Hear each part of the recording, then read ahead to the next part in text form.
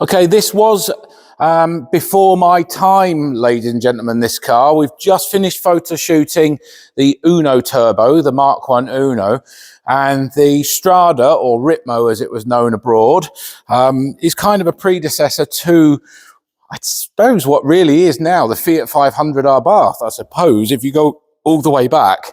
But the purpose of this video, I'm not going to be able to tell you loads and loads about the sort of model and, you know, how fast it was or desirable back in the day, because it's prior to my time. I'll leave you to kind of have a look at that. But I'm going to tell you about what you get with the car. As you can see in front of me here, we've got a spare set of wheels, a different steering wheel, some old door cards, a new seat, an old grille as well. I think the new one is on the car and that's the old one, and a luxury car cover.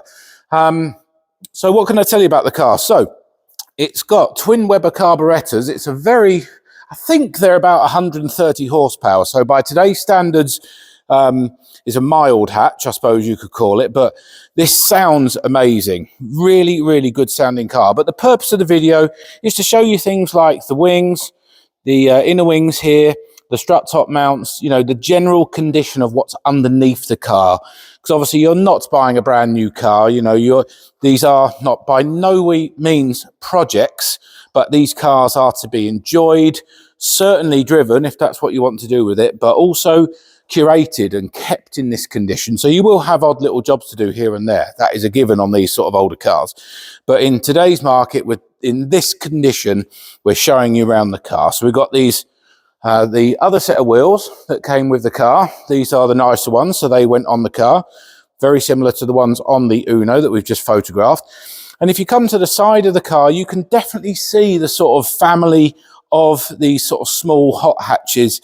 So I think the front wing is a kind of elongated version of the Uno. So with the doors, we're just about to do a 127, which was also in the family, a Fiat 127. And that body line is identical to the 127. If we come around the back, you'll see the sort of more aggressive, sporty lines. Genuine Abarth car. Sits lovely. I don't know if it's lowered, but it absolutely sits superbly if that is the standard suspension. And I love the sort of monoblock look to the car that it has, and even little period details like these funky round door handles. Look at the seats. We've got netted Abarth Recaro seats. I mean, absolutely amazing. What a bit of fun this car is.